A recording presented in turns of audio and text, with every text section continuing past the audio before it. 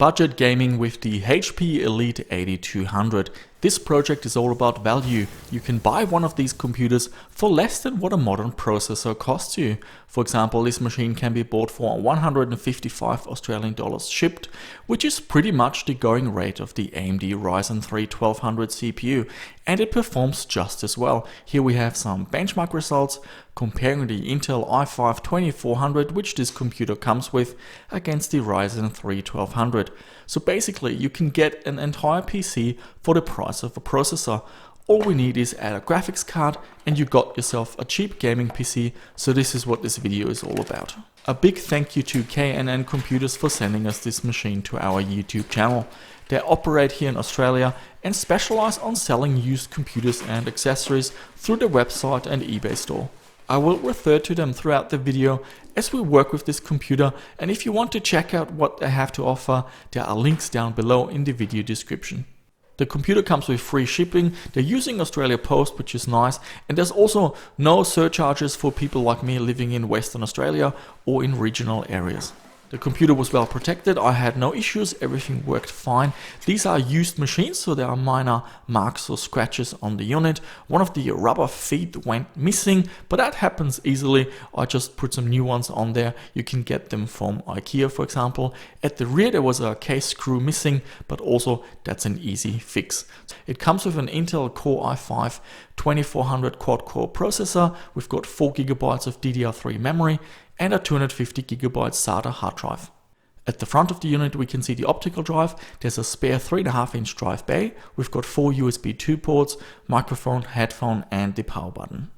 And at the rear of the unit we can see 4 expansion slots. We will check them out in more detail later. We've got 6 USB 2 ports. There's a gigabit Ethernet port from Intel. We've got a DisplayPort connector, VGA, serial, PS2 and the connection for the power supply. The hard drive has been wiped clean, there was no operating system installed, but we get a Windows 7 professional license. This is really flexible, as we could, for example, downgrade to Windows XP and turn this into a retro gaming machine, but today we're going with something more modern. Officially the machine has support for Windows Vista 7 and 8, but we're just going to install Windows 10. Although the free upgrade to Windows 10 has officially expired, we didn't have any issues. Just enter the Windows 7 license key from the sticker on the side of the PC and Windows 10 was activated just fine. When you turn on the machine you can press F9 to enter the boot menu and F10 gets you into the BIOS. Now let's upgrade the graphics. The integrated Intel HD graphics is fine for anything but gaming.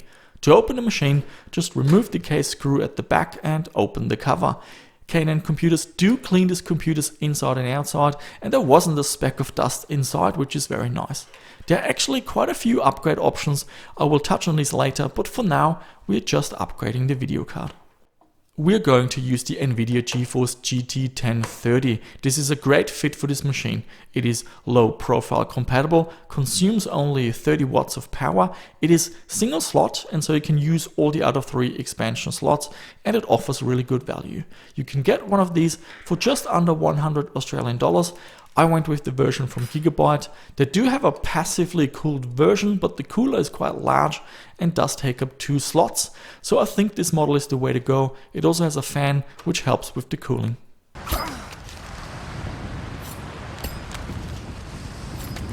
So let's check out a few games. Now usually on this channel we are working with older games and there will be a few of those as well. But let's check out some of these modern AAA games and how they run on this machine. First up we have Return of the Tomb Raider. The game runs at 1080p and we also have MSI Afterburner running on the top left corner, giving us some extra information. We can see that in this game the video card is maxed out and the processor is running idle. So these modern AAA games are a little bit too much for the GT 1030. The processor, however, is capable of more. We're running at low settings and the game is quite playable at around 30 to 40 FPS.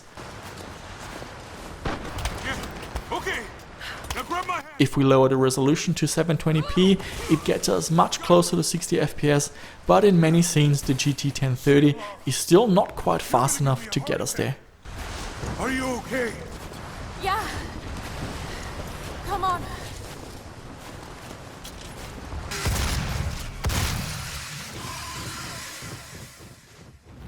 The next game is Doom, and we're running at 1080p once again. All the details have been set to low, and we're getting around 30 FPS most of the time. Some of the loading times are a little bit long, I've noticed, but otherwise there weren't any issues. Now Doom is a game that you really want to play at 60 FPS, and if we switch down to 720p, it gets us there most of the time, but just like with Rise of the Tomb Raider, it doesn't get us there all the time.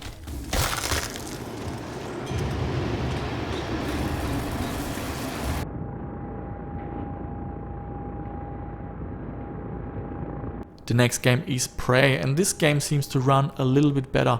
Once again, we're running at 1080p with the details all set to the lowest setting, and we're getting between 30 and 40 FPS, and at least in the beginning of the game, this seems to be quite playable.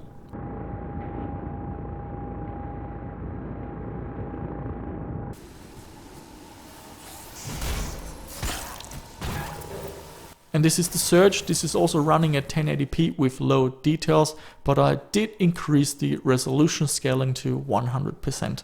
This game seems to be more demanding than the others, and we're only getting around 20 FPS.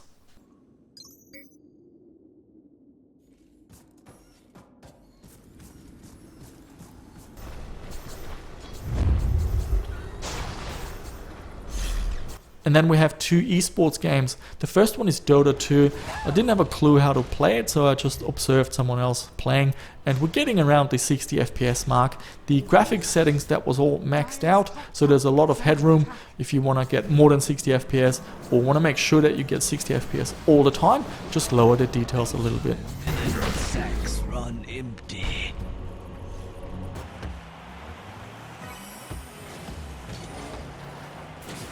And this is Rocket League, and initially I got really good performance in the tutorials, everything maxed out, but once you go online and you play an actual game, I had to set the settings to performance, but once at that setting we're getting constant 60 FPS locked, which is really what you want for these multiplayer games.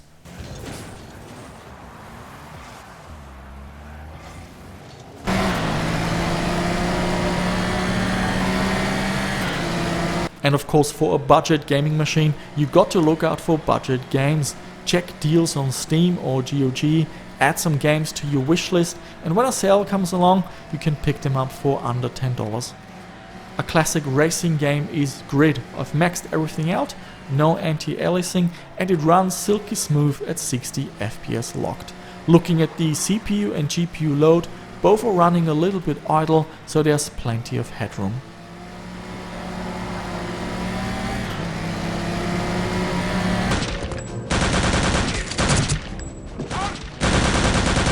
Return to Castle Wolfenstein also runs silky smooth at 60 FPS locked.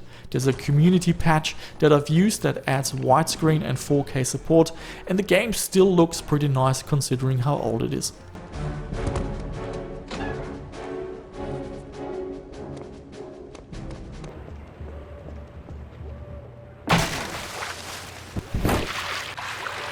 Half-Life 2 is another classic. It supports 1080p out of the box. I maxed everything out, but no anti-aliasing, and once again, silky smooth at 60 FPS.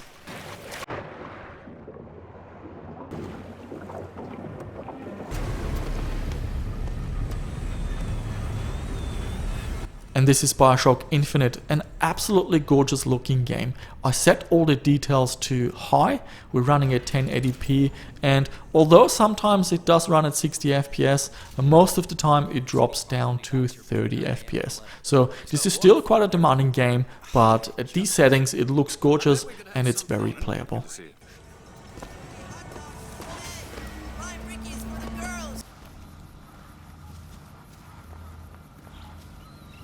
Spotted KPA patrols. Now this seems to be a great budget gaming PC, but does it run Crysis?